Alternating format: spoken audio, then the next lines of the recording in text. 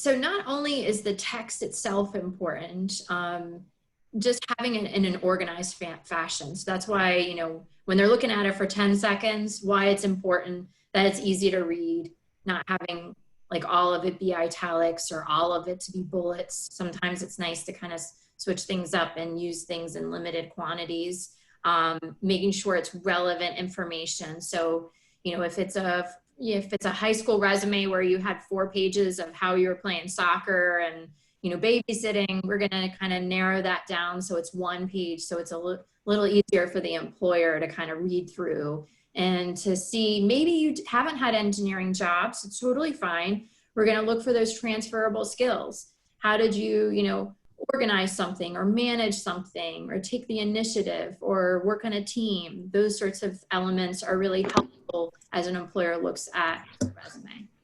All right. Absolutely. And with that, on a resume, it's very important, kind of very similar to what Peter was saying earlier. So kudos to that. When you're tailoring your resume, it's very important to know and keep in mind what the employer is seeking, what that employer values, and kind of doing their research. So especially since you're all going into this LSEMP experience, words such as analyzed and researched for positions that are looking for analyzers and researchers are great keywords to use. Looking at what types of skills that the job is asking for. So trying to tailor your resume to whatever that position, that industry, or your learning goal is. So if you know you want to take out of this experience and you want to transfer those skills, definitely both look for jobs and employers that are looking for that same skill set, and also make sure that you include it on your resume, because you want to essentially focus on all of the relevant aspects of your background in order to show and display to the employer that these are the skills that you have. And if you're, you know, looking around and trying to decide, you know, what are the keywords, what are the skills that the employer is seeking, oftentimes it's really nice to just do a bit of a job search before you start editing your resume. So look at, you know, 15 or 20 job listings. I know that sounds like a lot, but it's nice to know you're not like trying to focus in on an outlier. So when you look at 15 or 20 jobs, paste it all into a word cloud, or, you know, to figure out like what words do you see all the time, the mode, what do I keep seeing over and over again? And you want to break that rule that the English professor says. So the English professor says put things in your own words. Unfortunately, there are things called applicant tracking systems, and they are looking, I'm sorry, they're looking for those keywords on your resume in order to kind of just interview the top 10 people. So when you're figuring it out, instead of saying evaluate numbers, if the employer says analyze data, then you want to make sure somewhere on your resume is analyze data. Thanks. Absolutely. So we're just going to start off with the basics of a resume. So for those of you who have already drafted your resume and have it in front of you, great. For those of you that kind of have a draft, but you haven't really looked at it in a while, we're just going to go over the basics. So essentially, you want to make sure you have all of your contact information, education, skills, and your experience, whether it's project experience, technical experience, work experience, essentially experience that the employer is looking for. So a great example of contact information would be to have your name at the very top, have your street address, city, the state zip code, along with your email address and phone number. For those of you who I've gotten a question a few times, like, do I have to put my entire address? Absolutely not, as long as you just have like the city and state so that an employer knows where you're located relative to them. It's also okay if you also have something such as your citizenship status, so U.S. citizen, and if you do have a clearance for any rising juniors or seniors, it's important to say clearance upon request, the same way you would references upon request, just because you wouldn't want to necessarily put that information outright on your resume, depending on what employer is looking for, if you have a clearance or not.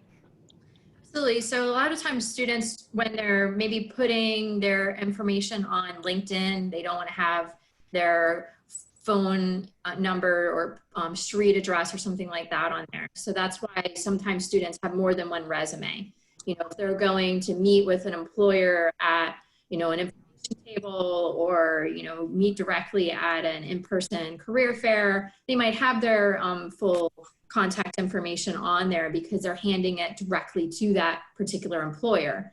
But when it's on LinkedIn or one of those kind of online sources, sometimes students feel more comfortable with kind of limiting the address and contact information to maybe just their email address. So definitely keeping in mind where you're going to put that information and how it's going to be used once you give it to different employers. So in terms of your education section, so it should say now, this is kind of just an example. So for anyone who's going to the University of Maryland, you would say University of Maryland, located in College Park, Maryland. For anyone in UMBC, you could either abbreviate UMBC, but try to spell it out and include the location since there is UMBC, UMES, etc. So the degree that's being sought is a bachelor's in bioengineering.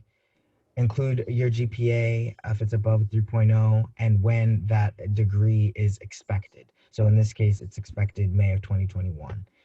For anyone who has studied abroad or who has come from community colleges, it's also important to keep that information on your resume as well. So for this example, Prince George's Community College located in Largo, the degree that was received and when the degree was received, all of that is pretty standard general info for an employer just to kind of see, okay, what college are you coming from? What are you currently majoring in? And the most important, when can they expect for you to graduate and work for them? One thing you'll notice, I'm sorry, I was answering a question in the chat box. It's in the upper right-hand corner, hopefully, for you. So the community college, you'll notice it's second. So sometimes when a student's first starting at Maryland, maybe they transferred from Montgomery College and PG Community College. And what will happen is they won't have started their degree program at Maryland, but even that first semester that you're in Maryland, you still want to put it down there so employers know, okay, they're finished with PG, but they're now at Maryland. I get to see that. Everything's always in reverse chronological order. And, you know, when you're going through it, you know, it's nice for the employer to see that GPA of, you know, 3.0 or better, because if you don't put it on there, sometimes people think that it's lower than that. So it is nice that that 3.0 is kind of, you know, a great open door for a lot of employers because their programs kind of start with that. So for anyone who raises their hand, because I can see it, but then in terms of like answering it, are we answering it via chat as well? I can see the hand raise. I would say however you feel comfortable. So during the chat, you could say, okay, like after each section, you could be like, all right, I'm ready to take questions and see whose hands are raised, or you can save it till the end. But I would do it verbally so that everyone can hear it. Okay, that's a valid point. All right. Yeah, because I was like, okay, y'all love the Zoom window, so a few things are popping up there. So I just want to make sure that I attended to that as well. So I see Francis, you have a hand raised. Yeah, I just have a quick question. So in terms of education, if you're like dual degreeing or have a double degree, how would you list that? And like, would you like just put BS, or would you like list the different colleges, or like how would be the best way of doing that? Well, if they're double degree or dual degree at the same university, then you would definitely just have like BS, and then since they'd be expected, I'd hope at the same time, then you could just have that on both. If it was, let's say you did some type of dual at like community college and then came into UMD or UMBC, whatever it may be, it would be the same premise of you would just list it twice. That way an employer would see, okay, you're getting a bachelor's in one and also a bachelor's in another. Does that make sense? Yeah. Great. Okay. So I'm going to lower the hand feature. Great. All right. So Alpha, do you have a question? Yeah, so do you think it would be beneficial to put relevant coursework as well with the education, or is that most of the time not necessary? Well, it seems like you're looking ahead. So yes. Sorry. No, it's okay. That's perfect. I'm okay with that. So essentially you can include relevant coursework in the education section, but there is a way that it can kind of be formatted. So for instance, matter of fact, we'll get to it. So essentially, you don't want to use the course listing whatever it be. So let's say you don't want to use like the abbreviation that they give, like Math 140 or something like that, because at different institutions and especially to employers, that really has no significance. Usually the relevant coursework, you would try to keep them to more of the upper level coursework. So for instance, everyone within the engineering major might have to take Calc 1, 2, and 3. So then you might not necessarily list, Calc 1, 2, and 3. Try to list some of the upper level courses that you would take like earlier. So if you just came to a university and you're already taking differential equations or like really, high level math, that's definitely something to include because a lot of employers are looking for those junior or senior level type of classes. So you can absolutely include it as a bullet under like the BS. You can include like relevant coursework and then just kind of list them comma separated, or you can have like a relevant coursework section that's near your skill section. So later in like I think 2 slides, I'll show what that looks like. All right. Okay, thank you. Great, no problem. Okay, I like this feature. Okay. Are there any other Kaloina? Hey, yeah, I got it. So my question is, so basically, how would you write, if you're like, because I'm doing the collaboration with University of Maryland, First Brook State University and University of Maryland for the mechanical engineering. So how would you write like both university on this resume?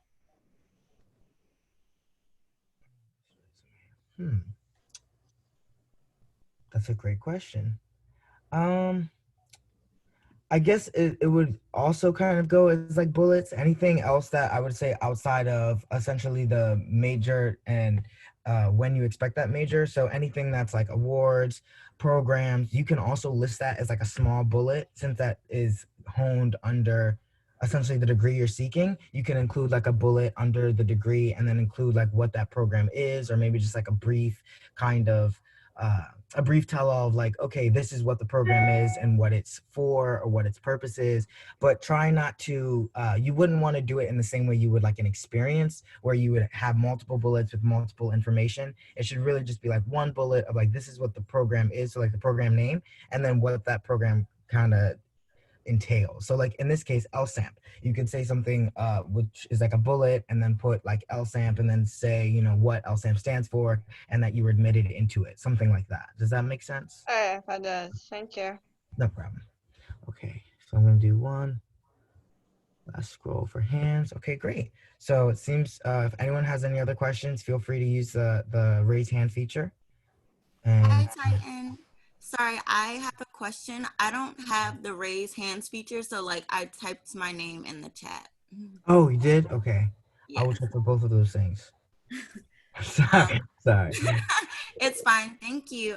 First of all, but my question is like, do we have to include our community college if we weren't a full-time student, or if there was like an extended period between our community college and like our university or four-year institution? That's also a great question. You all are asking great questions. Well, I would say definitely put as much information as you feel comfortable with. So for instance, I've had students in the past where, let's say they went to a community college, but they were only there for like a certain period of time before like doing some type of like MTAP or something such that they're getting into the university. So I've had students either include that information because they feel comfortable saying, oh, okay, I came from UMD from community college, or they've omitted it. It's definitely one of those things where if you feel comfortable sharing with an employer the time that you spent at community college, even if there is a gap, I feel like that's still something that's still an educational experience, even if it wasn't necessarily full-time, that you could talk to an employer about, especially if you have any experiences that relate to any work that you did at that community college. Just to tack on a little bit, if you're like a senior and you transferred into UMBC or Maryland or what have you, sometimes you are running out of space when you get to that senior year and you want to write down a whole bunch. So in that case, you might not have room to put on your community college so Titan is currently on this slide where you're at PG and then you transfer to Maryland. But from the employer's perspective, really the main degree that they're going to focus in on is that bachelor's degree rather than the associates. So if you don't have space on your resume because you're putting all these great research experiences and jobs and all that kind of stuff, it's okay for you to pull that off, because your resume is not like a job application where you have to list everything on it. It's really a focus in on the things that you think are most important and putting that on there. Absolutely. Thank you. No problem. So I will be looking at both the chat and participants just in case. I'll try to help out with that too. Thank you. No, just because I'll open it and it'll just kind of fly in one corner or the other. So then I'm just trying to find it in time. So that's essentially your education section. So it should be after your contact info should be at the very top, and then it proceeds to education, and then that can lead into skills. So with that, regardless of the year, whether you're rising sophomore or rising senior, we all have some type of skill set that we can leverage and show to an employer. So with that, there are skills such that you can kind of make little categories in your skills section. So for instance, the engineering software, perhaps things like Arduino, SolidWorks, CAD, Microsoft Office Suite. So, Microsoft Word, PowerPoint, Excel, those are all great ones that employers are looking for in terms of both technical and oral and written presentation skills. Let's say if you have any programming skills, any programming languages, so Java, C, HTML, any other software that is in the programming realm, so MATLAB. If you don't really have software or programming skills, but you have a lot of lab skills, and so to kind of just hone in off the bio-E example, so like wet lab skills, so anything with bacterial culture, electrophoresis, or let's say if it's more mechanical lab skills, then definitely including, whether it be soldering or any of the other hardware skill sets, wherever you feel that you are basically able to say, okay, to any employer, I'm able to do X, Y, Z, and in this manner. A lot of times too, it can be beneficial if you are fluent or at least conversational in a foreign language to include that as well. I usually tell students to try to not just do it. So let's say if, for instance, you took 3 years of a language in high school, but you haven't used that language since, and then you put it on your job application, it's better to put the types of foreign languages that you are still currently fluent or conversational in, just so you're not putting that on there, and then you go to an employer and they expect you to speak another language, and it's something that you haven't spoken since, high school. So this is kind of just an example of how you can create your skills section. So you would just have them all separated by commas. I've seen some people kind of do it where they just list it, 3 vertically, like in a somewhat table. It's definitely what's up to you in terms of how you want your resume to look. But in terms of business format, this is definitely a great go-to. Yeah, and notice that it's really efficient. So sometimes students come to me and they say, Veronica, should I put beginner, intermediate, advanced skill sets on there? A lot of times the employer might look at you as beginner and you think of yourself as intermediate or advanced. So it's not really necessary for you to put proficiency levels. Just get the keyword on there so you can have a conversation in the interview, and then you can tell them how you use that skill set. Because it might be that you have a beginner level, or you might have more skills than you think. So oftentimes we're our toughest critics. We think, oh, I just have exposure to this, or I just have, real beginner skill sets. But then they talk to you and they're like, you did that with a Java, So it's really nice to just kind of get the keyword on there. When you get into the interview situation, you can tell them about the projects you use with those skill sets and kind of go with that. We do have in our resume handout, so like after the presentation, we can definitely send you a copy of the presentation as well as our resume handout, and you can see how students maybe did divide it up if they wanted to put in proficiency levels. But most of the time, this slide, I really recommend this format in the sense of not putting proficiency levels, because oftentimes you guys discount the skill sets that you have, that you know more than you think you do. Definitely. And sometimes I've at least gotten before that can be sometimes a little bit of a word clutter. So essentially, I've had employers where, again, in that like very short period of time of giving a resume, they look at it and they immediately go to the skills section, because let's say it's a company that they know that they want someone with CAD and MATLAB skills, for instance. They'll go straight to the skills section, and then kind of keeping in mind where they're looking for these keywords, they see those two immediately, and then it's like, oh, great, you have these two experiences. Let's talk more. Did my window just get smaller at all? I'm It sorry. did get smaller, Yeah. but you can still Okay. see everything. Got it. Sorry. Don't know why that happened, but okay, fixed it. So it's just very important that when you do include skills, to try to include the ones that are relevant to you, that you feel as though you'd be able to use, and keep in mind that employers are using these as talking points as well. So here is the relevant coursework slide. So essentially, keeping with the bioengineering example here, relevant coursework, upper level coursework for this major, for this student, would include things like bioinstrumentation, biomaterials, computer-aided design. These are all 300 and 400 level courses, but some of them are, I think one of them here is like a 200 level. So definitely it's one of those things where regardless of the fact that it's a 1, 2, or 3, or 4 level, just definitely gauge and think about the coursework that between you and another student, what are the electives or what are the tracks, the specialties that you're doing within your major that you feel are important to put on your coursework. The reason why I say this is because it's definitely good for anyone who already knows the specialization that they want to get into. So for any mechanical engineers who know that they want to get into automation, go work with vehicles and cars, things of that nature, then including the coursework that deals with those types of things, that deals with the mechanics, that deals with the structures and things of that nature, will be very good for any employers who are looking for those skill sets.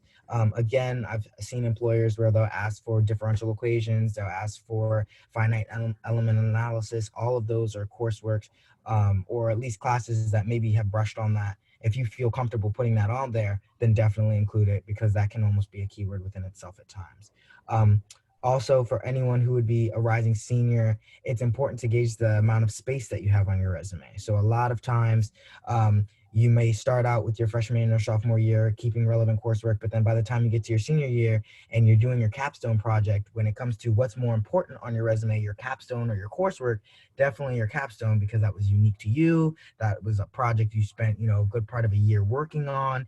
It probably doesn't have as much relevance that you have CAD in like a specific relevant coursework section, especially when you can actually include some of these or take out the important skills and put that in your skills section, which is much more valuable. Absolutely. Just to add on to that, we want to think back to that relevant keyword slide. So if you're that senior and you're looking for a job, they're probably not going to be piping in for the applicant tracking system Calc 1. So when you're going through it, you want to think, what words are going to be really important for my resume. Maybe there is a bioinstrumentation course or something like that where you don't have any other experiences that are relevant. Then having that listed on there. So upper level electives tend to be the best. So if, I have a person who's going into their sophomore year, maybe they don't have some of those upper level electives quite yet. So just as you are kind of progressing, your resume is always changing. You're always editing. Once a semester, you want to go in, bring it to your career services office. All of you have career services. Please make sure that you talk with that career services office, see what's important on there. What classes should you list? Maybe instead of just having a list, you want to pull out an actual example from a class. So we have at Maryland an Intro to Engineering Design class.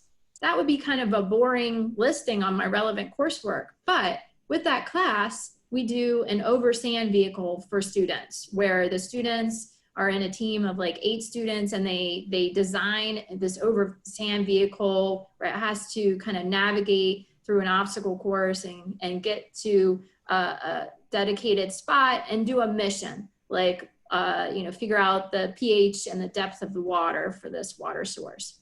Well, from the employer standpoint, just seeing the words Intro to Engineering Design is not going to be very interesting. But when they see that you have a project from that, I would much rather see a project written out from one of those classes rather than just a listing of the class name. So depends on how much space you have on your resume.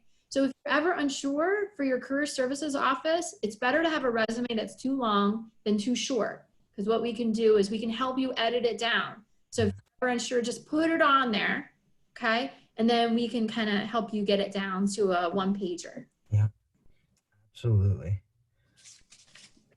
Okay, so now we're gonna head into writing bullet points. So again, for those of you who might have your resume in front of you, this is when we're gonna get into a little bit more resume specific things. So definitely just keep paying attention. So when writing your bullet points, it's very important to use action words to start off your bullet points for your experiences, because it kind of essentially gives a strong foot. So you researched, you analyzed, you calculated, and then going into what capacity and how. The reason why is because with that action verb, it also helps alleviate the fact that on resumes, you want to not have things like I, my, we, our, no real personal pronouns. So by just immediately starting with that action verb, it kind of helps you get into that business format of not saying, you know, I did this or responsibilities included, and then doing that for every resume where it can kind of get repetitive. In this case, we have a great action word list. I'll try to show it to you next, of all the different action verbs that you can use based on whether it was research experience, or if it was like a soft skill, or if it was data oriented, whatever it may be. And then after that, you want to definitely provide specific and relevant details so that an employer knows exactly what you did and why. And the reason why I say the employer is because I've had this happen a lot of times, where sometimes the person reading your resume might be the technical lead or the technical person who knows all of the technical lingo. Other times it's human resources individuals who may not necessarily know what the technical terms or to what extent they are, but they know what to look for. And that's what's very important, is essentially writing down your experiences such that they're not too technical in wording, but you're able to just relay what it is that you did. A great way to do that is through quantification. So you collaborated with 5 other people. You gave a 15-minute presentation. You overhauled a Microsoft Excel spreadsheet and you did it with 90% accuracy. Things of that nature, where you can include numbers so an employer kind of knows, okay, to what extent you did something. And then again, keep in mind that there are the application tracking systems that are using keywords. So if you're reading a job description and that job description says, you know, qualifications, and the very first qualification or what's preferred is, you know, research XYZ thing, then it's very important that if you have an experience where you did research something, that you also include that on there, so that the application tracking system checks you off as saying, okay, so you do have this experience. Add on to that, when you're trying to figure out, you know, what does the employer want to know, Veronica? What should I be writing about with my bullet points? Because oftentimes you might be at a loss, like, I was responsible for writing a report. Well, from the employer standpoint, they don't know if you took 5 minutes and talked to your group mates and they told you what to type, or maybe you were the one who was writing this 20-page report on embedded systems, and you were able to, kind of do all of that work and do it ahead of schedule and have a high quality report. So it's really important that you kind of focus in on some of those W questions. Who was working on this? So the employer is not hiring your group mates, colleagues, they're hiring you. So when you say you're on a team and you focus in on all your bullet points with your teammates, then they're going to be like, well, they had a great team, but if I hire them, are they going to do a great job? So when you have an element, they want to know your specific role with a project. So don't focus all of your bullet points on the team did this, the team did that. Maybe you kind of divided and conquered some of the job duties and you did all the programming. So you can say, independently performed all the programming for this and was able to do X, Y, and Z with it. So who did the work?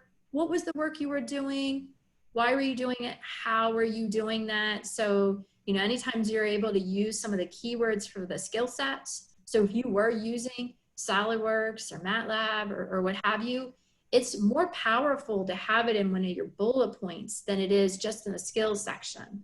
So when we're kind of knocking it down with that applicant tracking system and they're saying, okay, here's the top 10 candidates. And maybe they're bringing in the top 5.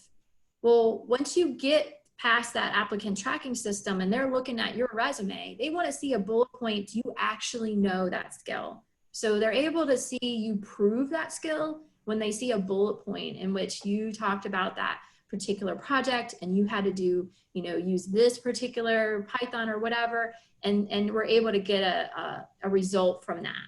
So try your best to kind of get at that. Thanks. Great. So I want to show essentially the list of action words. I have it in a tab right now. If I escape, it'll like kind of close down the PowerPoint, but then I'll be able to just like kind of switch to the tab and then come back.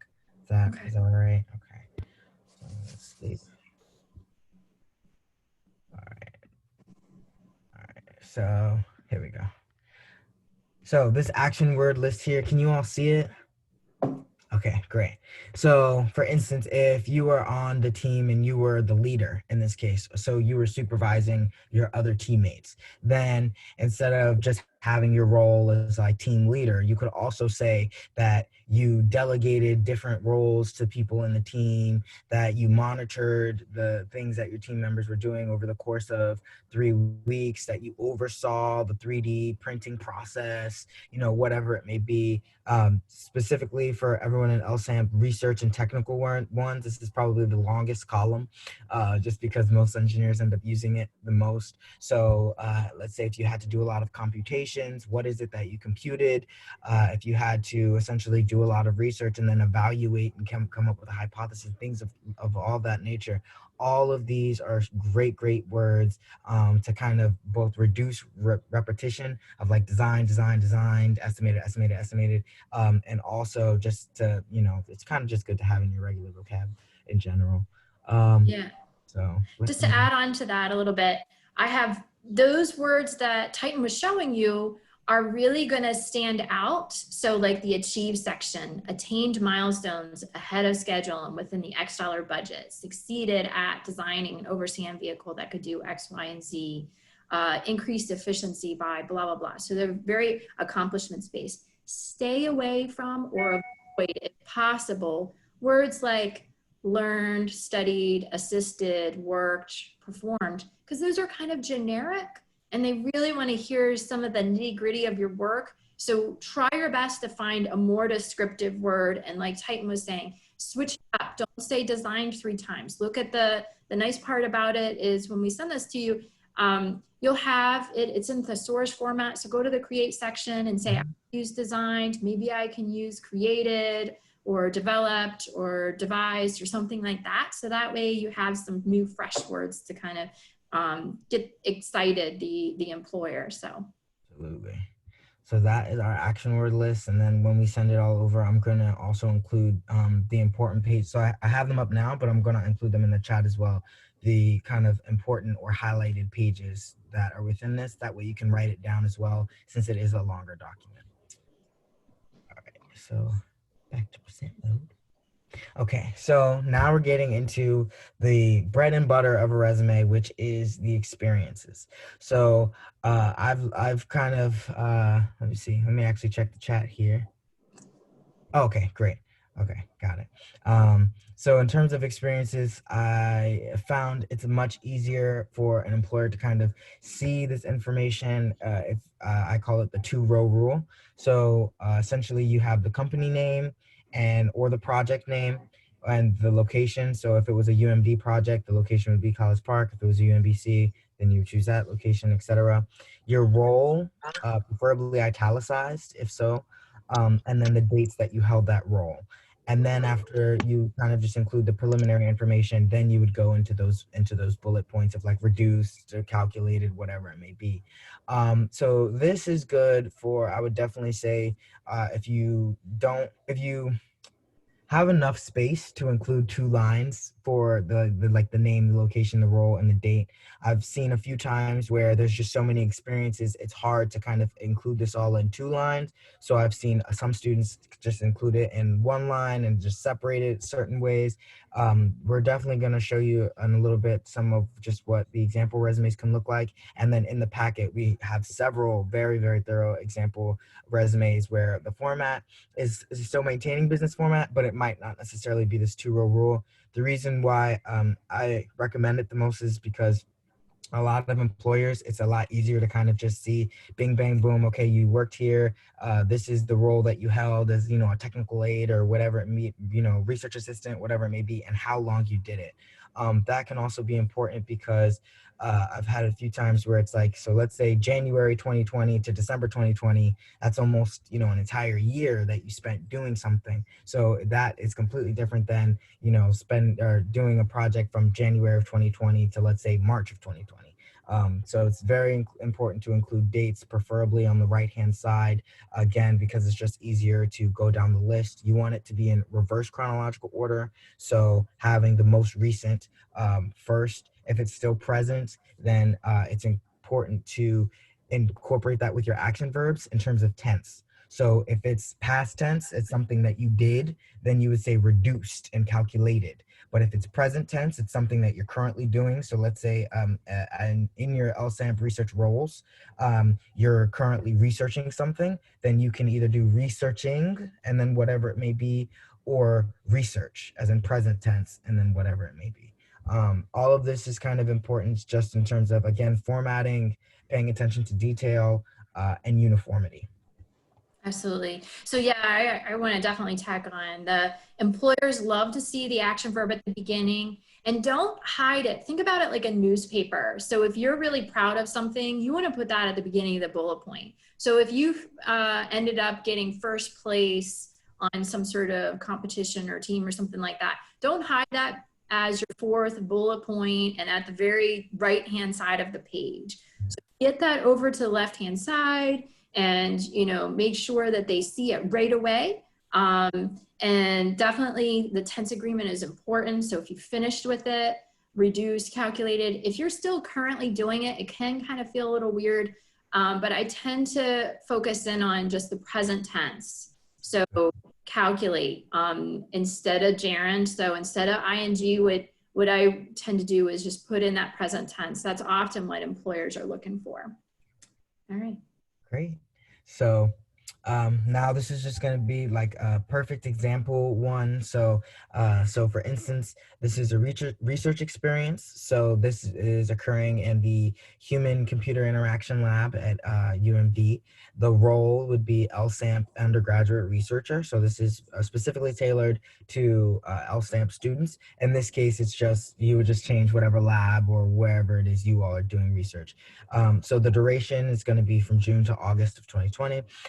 And then if you see here, I've even put them in bold just to kind of reiterate the importance of having those action words first. So your first bullet could be something of an overview. For instance, if I'm an employer and I've never heard of LSAMP before, my first immediate question is going to be, what does this stand for? So then in your first bullet, it would say admitted into the UMD undergraduate program or UMBC, obviously edit that to wherever it's appropriate, but and then including that quantitative information to perform research 30 to 35 hours weekly. Immediately that's telling an employer that, okay, this is a candidate that is able to do almost full-time week worth of research and has done so consistently over a long period of time, because those dates show of 3 months of doing so. Collaborated with 2 graduate students, so who else you're working with on a team if so. And then it goes into to research big data, machine learning, so some more technical skills as part of, again, like the HCI lab. Saying, so for this project, it's definitely important that for whatever project you end up working on, you kind of give an overview of the project as well, in addition to who you might have worked with. So the previous bullet says who you might have worked with, and what you're currently doing or developing is that you're researching VC's accessibility for people with impairments, and you programmed a tool in Java. So that automatically tells an employer what you did, how you did it, what its purpose / bigger picture was. All of that is great key information. Then at the end of doing all of this research, okay, you have to complete a 20-page. It's very important as well to include how many pages it was. There's a big difference between a 5-page, kind of just overview of what it was you did, and a 20-page in-depth analysis of what the tool was that you created and how it was able to assist in anything. So in this case, with 90% accuracy. Just to add one more thing onto that, you'll notice that in that slide we had like 6 bullet points or something like that. Don't worry about it being equal. So sometimes students come in, they're like, oh, my English professor said that if I have 3 bullets with one, I'm going to have 3 bullets with the next one. No, if your other job was a math tutor and maybe you only want to have 1 bullet, I kind of know what a math tutor does. So you don't really need to go into as much detail, because I would love to see more bullet points on this, LSAMP researcher, where you did a lot of really cool, interesting things. I mean, the tutor shows that you have great communication skills and you can break down complex math concepts and describe it to a student. But I kind of get that from your job title. And this is going to add more of those keywords for the applicant tracking system. And so the employer knows really the nitty gritty of what you did for that project. Definitely.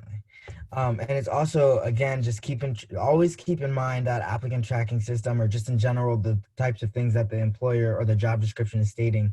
So a lot of big ones that I always see is almost everyone at this point, or maybe is just now getting used to Microsoft Office, Excel, things of that nature. One of the skills that almost every job description I've seen has is something pertaining to oral and written presentation skills. A lot of times it is one of those assumed things, but you definitely want to, like in this case, if you've done a larger research report in class, or you've done, like a presentation in class, to include that, because then that also can show, okay, to what capacity are you giving that, to what capacity do you have oral and written skills, and how you've utilized it. So moving on to another section that you should have is activities and professional affiliations. So in high school, this was known as extracurricular activities. And once you get into college, it's definitely one of those recommended things where I can say a lot of high schoolers have like a long list of like, National Honor Society, whatever it may be. And while all of those experiences are still valid, still great, I'm so proud of you for whatever it is that you did then, it's also very important to keep that same energy when you come to college and try to get involved. For 2 reasons. The first being, it can definitely help you with your network. So just in general, of you first coming to campus or within a few years, that can definitely help. And then in terms of project-based things, a lot of the more educational affiliations within universities, even community colleges, is that you end up having a lot more hands-on things if possible. So for these 2 examples, the first being Society of Women in Engineering in College Park. Let's say the role would be membership chair, and then a small bullet detailing what it is that this individual did. So increased membership by 10% as membership chair. That is great quantitative information. Now you all have, a network of people within that society that you can, affiliate with, not just at UMD, but other universities as well. And these can also be talking points in terms of, you never know what employer used to be in what society, or, is like very interested in what it is that you're currently doing. So definitely, if you can, try to join some activities and affiliations. The other example here is Engineers Without Borders. So definitely a group that's definitely more hands-on, actually, goes, as it says, collaborated with a multidisciplinary team to design this amazing extraction system. With activities and affiliations, they're different than experiences when it comes to, you don't necessarily want several bullets detailing every little thing that you did in the society. It's more or less, so for instance, Society of Women in Engineering, I kind of already have an idea of what that society is, but let's say I wouldn't have known what your role is without that type of information being displayed. So it's very important that if you held a role in any society where you were more than just a member, or if you had any type of leadership experience, include it, because even though it's not technical per se, there are a lot of applications where the job description might even say that they prefer people with leadership abilities, that they prefer those who have, I've heard recruiters say, read the resume from the actually bottom up. So they actually look for the activities and things you're doing outside of school just to gauge your interest. So it's definitely important to include maybe one bullet if possible about what that org, so specifically something like Engineers Without Borders or Terps Racing in this case, about what it is that you did for that team if possible. If not, just having it on there is great as well. All right, to add a little bit on there, sometimes students ask me, what if I don't have these engineering associations or societies? What if I do other kinds of things? So it's definitely up to you. We're gonna, in engineering, we're gonna focus in on some of those engineering ones because we can get some more keywords in from that applicant tracking system maybe. So if you do have engineering ones, please put them on there. We wanna see about those. But if you have other ones, it does show great leadership and the fact that you are able to kind of juggle many different things while you're a student. So even if they're not engineering, you can definitely put them on there.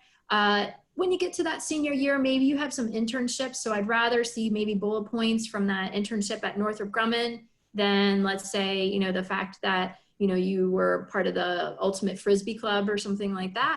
So it just depends on what space you have. And if you're ever unsure, if you're kind of debating, definitely just put it on there and go see your career services person and they can help you kind of narrow it down and maybe you kind of reformat.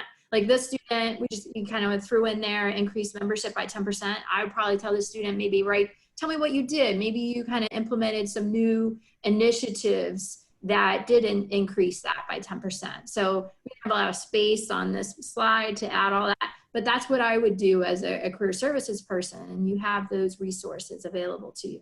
Yeah, and similar with spacing on this slide, also keep in mind spacing on your resume at times where again, if you want to elaborate on kind of the things that you did in the activity or the society, whatever it may be, just keep in mind, especially if you're still early, like rising sophomore, the types of things that you again want to accomplish with your resume. And so just keep that in mind as well.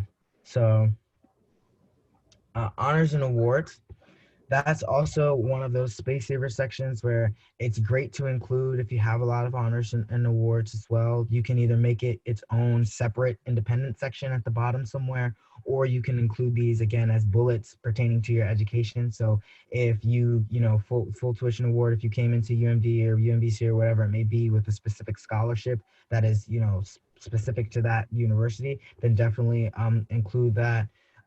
If you're any part of any honors program, so University of Maryland has several honors programs and then like specialties within them. It's also great to say that. So for anyone in the honors program, they would receive a citation when they're finished and completed through that program. So the same way you would say that you expect your degree at a certain graduation date, you would expect your citation at a certain date as well. So it's definitely very important to keep that in mind. And then any semester's honors, so Dean's List or anything like that, you can also include that as part of honors and awards as well. Just again, keep in mind spacing and the types of things that you're trying to I guess relay with these as well. So for honors program, you can include like a bullet under it that says the specialty program that it was and what that program's about. Maybe just like a quick one-liner bullet, if anything. And if, so one of my pet peeves is if you have an honors and awards section, plural, and then you only have one thing listed, what I would probably do in that situation is just put a bullet point under education that you got that Banneker Key scholarship or what have you. So that way you're not eating up a whole lot of space with a big heading of honors and awards and just have one line. You can throw that into your education section. And again, sometimes my seniors, you don't want to eat up a whole lot of space with honors and awards because guess what? That's not adding to your keyword list on the applicant tracking system. They're not going to be putting in Banneker Key for the applicant tracking system. So if you need some extra space for my rising seniors here, that would be a section I would look at really, you know, thoroughly and decide, is this going to be important? So for this student, we have the slide, semester academic honors, fall 2017 to 2018. If you have a 3.5 GPA at the top of the page, then that line right there isn't really necessary, right? as an employer, I'm like, oh, great GPA. And then you have an extra line to talk about that project at Northrop Grumman or LSAMP or something like that. Definitely. So, all in all, with the sophisticated resume, it should definitely have consistent format. So, one thing is that if you're detail-oriented, things such as spacing, margins, making sure that that's consistent throughout the entire document. Employers also look for things like that, just in general of, okay, is this maintaining business format in addition to business format? Specifically, if it's, and I've seen this a few times where it's an employer where they're like, we pay very close attention to applicants who are very detail oriented, and then you're like, well, that's me. And then there's like different font sizes and different spacing, and you have 12 point here and 30 point there and things like that. Immediately off the bat, it's one of those things where, well, for detail oriented people, we're looking for XYZ. It's one of those things where you just want to make sure that you're keeping it sophisticated in that regard. I said it earlier, you want to have the reverse chronological order. So having the most recent thing up top and then going down. In addition to that, I've seen this a few times as well. For any rising seniors, like I said, it's great that you were heavily involved in high school. That is fine, but it definitely gauge and keep in mind the types of experiences, specifically as you're going into entry-level jobs, and taking away from these research experiences, because with that, you want to also keep in mind that since it is 2020, you might not want to necessarily have something that was from, freshman year high school, 2010 or something like that, unless that was like the last time that you really had like a work experience or something like that where there's like special cases. So you just want to keep in mind the relevancy of the experiences that you're putting on here, preferably. So if you're a rising senior within the last 4 years of college, maybe one or two before, if you did something very, very significant in your senior year of high school that you're still involved in. Because I also know people who might have started an org or society or something in their high school, and then till this date they're still in touch with that current president, whatever it may be. But just keep in mind the type of relevancy of the experiences. Again, very important to quantify your accomplishments. So use percentages, use numbers, use as much as you can so that an employer can kind of wrap their head around, okay, how you did it and in what way and what the bigger picture was. All in all, the employer is looking for the bigger picture to say, well, if you were able to do these skills and if you have these experiences, then you'd be great to work at our company. And then you want to have bullet points and action verbs. So I've seen a few times just those who don't have like any bullet points, but bullet points increase and help with readability so much. So that's why it's just one of those stress things, because with bullet points, it's a lot, even with the slide, it's a lot easier to just say boom, boom, boom, to just look at it, for the application tracking system to kind of pull that information out easier. I don't know if anyone's ever applied online. They use a lot of like parsers and things like that to pull your info. So the more sophisticated and in line with business format it is, the better that those application tracking systems are going to be looking at your resume. So I've been working with career services for over 20 years now, and most of the time it's inconsistent formatting that students have along with how to write those bullet points. But when you start it on a Monday and finish it on a Friday, sometimes you write out those dates in numerical form, and then down at the bottom, you're writing it you're writing out May 2019. So when you're going through it, try your best to kind of look at it and say, there's somewhere on there that I messed up my format. And it's like a Where's Waldo? Look at it, try your best to figure out, maybe I put bullet points, I put periods at the end of some statements and not on all. It's okay if you put a period at the end or you don't put a period at the end. It doesn't matter to me, but you want to be really consistent. So look at all of your statements, all of your bullet points. Is there a period on all of them? Or is there not a period on all of them? Oftentimes when I look at it, sometimes you are running out of space. My seniors probably have this problem where you dipped into the margins, but you did a custom thing where you went in and you went to the top of the margin and it's like this big, but then at the bottom, there's a margin like this. So it looks off kilter. You want that document to be nice and centered on the page, even margins, top, bottom, left, right. So going in there, if you do need to save some space, go into the section called narrow margins, and that way it'll put an even amount all the way around your whole page at 0.5, and that way it won't look off kilter with, you know, a little bit here and then a huge margin at the bottom. Yeah. And to add to that, one thing that I always forget is that I know it can seem easier in the beginning to use a template, to just pull it up on Microsoft and then just fill out the fields. But one of the biggest down or disadvantages to templates is that you can't necessarily modify it the way you want to. So let's say after viewing this, you currently have a resume that was made with a template. There's no problem with that at all. It's just sometimes they include like wonky little tables and you can't really modify that. And then maybe they have some type of spacing issue and then you're trying to fix it and then it like shifts everything one way or the other. So I'm always just a big fan of just going into Microsoft Office, starting a blank document. And, you know, if you have it in a template, just copy that information over into like what the format, the sophisticated resume. The reason just being with templates, it's a lot harder to control where you want words and things like that to go. Sometimes I have certain things bold, but not others, and they might not be what, you know, you want to be bolded either. So just all in all, it's definitely really, it's more beneficial in the long run to just start from scratch and then really make it your own. And even with then, I've always said that the resume itself is probably one of the first and best examples of how to use Microsoft Office. Because, I mean, if you made it with that, you can definitely say, yes, I made this resume in Microsoft. So the standard United States resume does not have personal information. So no social security numbers, no birth dates. It shouldn't have a photograph, so like a picture of you at the top necessarily. If you want, I always say, like, if you want something where you can include more information, you can include like your LinkedIn link, such that then an employer could go to your LinkedIn link and see your profile and things like that. But generally, do not include a photograph on your resume.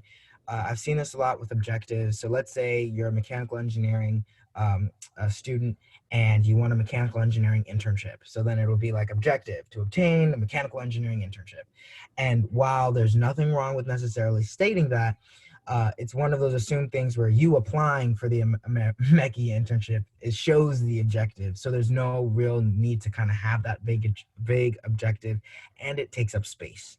And in this case, we want to try to save as much space as we can so that you can, again, include that extra information from Northrop Grumman or from LSAMP, whatever it may be, and alleviate from having vague objectives. The only special cases I would say is, again, if you want to do something very specific or you know exactly what you want to hone in on. So if you're Mechie, but you want to do and work with bio-inspired things, then I could say, okay, well, that's a very specific objective because that's specifically what you're trying to do. But even then, you'd most likely be applying for, you know, more bio-inspired Mechie positions anyway. So definitely try to alleviate by just removing a vague objective. And then references upon request or having references at the bottom. It's definitely one of those things where if a job or an employer is asking for references, they usually have other fields. And in our like long PDF I'll send later, it has like what a reference sheet could look like. So where you could put all your references on a separate page, so it's not your resume, if you ever need to kind of look to that for an employer asking about references.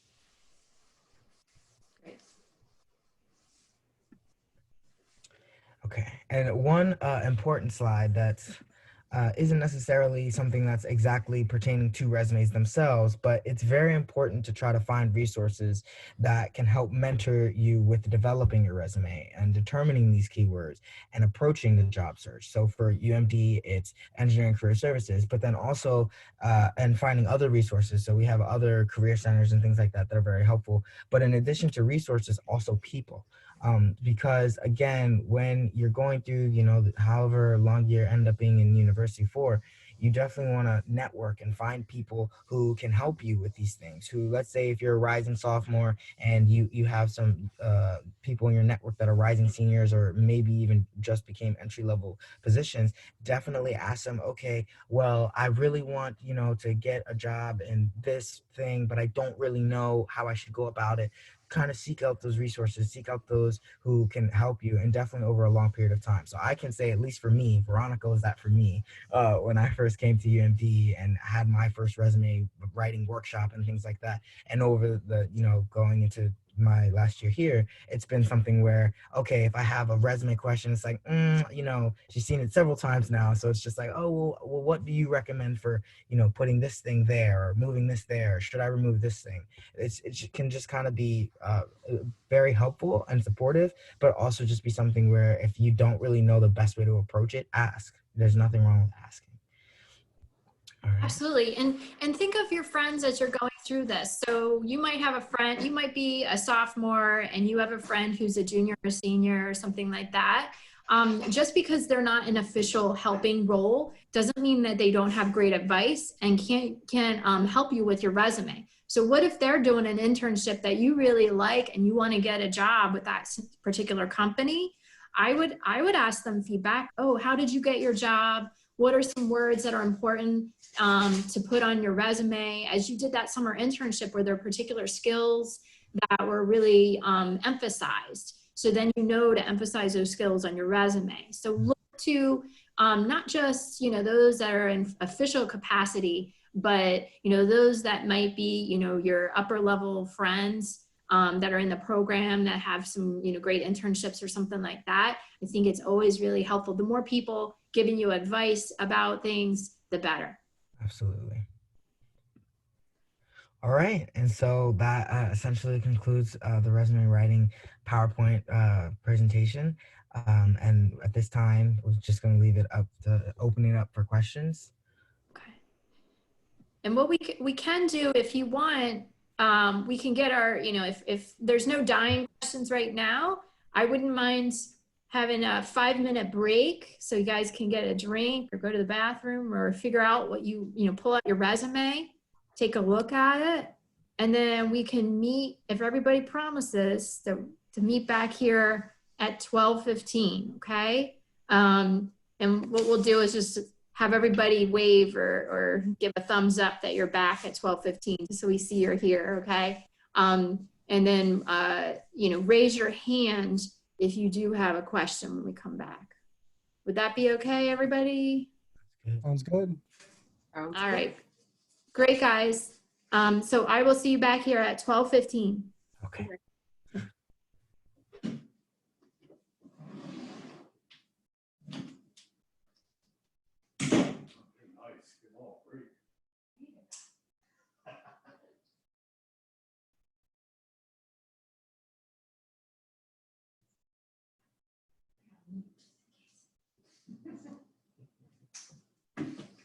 Yeah, you want to do that.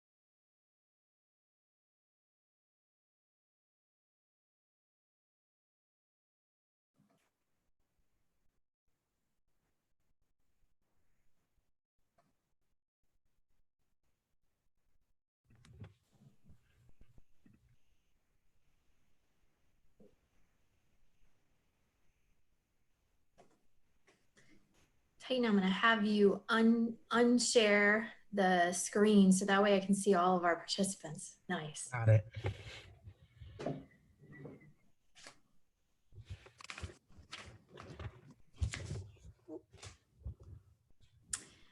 All right, everybody.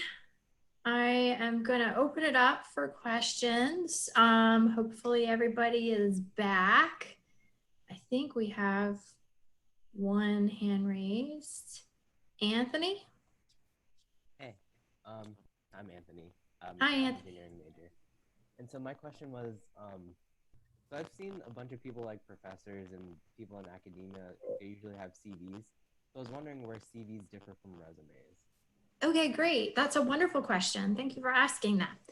Okay, so typically in academia, when you're, let's say, a PhD student looking for a research position, you will have a CV, which is, it's a full accounting of your academic background, all of your conferences, all of your publications, all of the teaching that you've done. So my undergraduate students don't really have the information because they haven't done a lot of publishing and all that kind of stuff. However, if you do find that an employer is asking you for a CV, what that means is instead of just having one page, you can have a longer resume because they want to hear more details about what research you did. So maybe on your resume, you only have 4 bullet points about your summer work here with LCM. But on that CV, you will be able to write as many bullet points as, as necessary in order for you to describe that work. So you're not limited with the page number on that CV. So I would just say, just take it into account that it might be a longer resume. But in the traditional sense of a CV, it's usually kind of more focused for my PhD students. But a lot of times because they're faculty members that are kind of recruiting students, they're used to a CV rather than a resume. They might use that word out there for you guys. But if you are, moving into being a grad student, you definitely want to talk to your career services office about what the difference is between a resume and a CV, because there are certain bits of information you need to have on your CV. Like you want to have your dissertation topic. You want to have your faculty advisor, because who your faculty advisor is really important on that document, because it helps you with, networking and that sort of thing. So when you're kind of going through it, you might actually have reviewed papers and had affiliations. So what I would say is just think about it as a longer resume for now. And Anthony, we'll get you a copy of a template for a CV. Other types of detail that would go on that is like, not just I presented at a conference, but where was the conference? What city was it in? When was it? What was the name of your presentation that you presented there? As well as there would be like a publication section. So, what did you publish? You would put the citation, which would include what journal it was in, a little bit more detail on that nature for the undergrad as well. Okay. Thank you. Great. Any other questions? Were we so thorough that people don't have questions? That's fine. Sometimes it can be a little overwhelming because we present a lot of information. We actually added a little bit more. I'm usually like 45 minutes on this resume workshop and done. But since we had some extra time, we decided to go into a little bit more detail. I hope you don't mind. And I hope you guys found it valuable. I know like I have my student Alexis in here who's heard this already before, but hopefully you picked up a few tidbits the second time around as you're going through it. See a hand raised here. Oh, great. Colonna? Yeah, there we go. Yeah. So I saw earlier in the PowerPoint that you put the leadership skill, like the leadership under the activities. Would you recommend us more like to put it under the activities, or like have a specific section of leadership? That's a great question. So again, it depends on what the job description would be, and it kind of depends on how much leadership experience you have.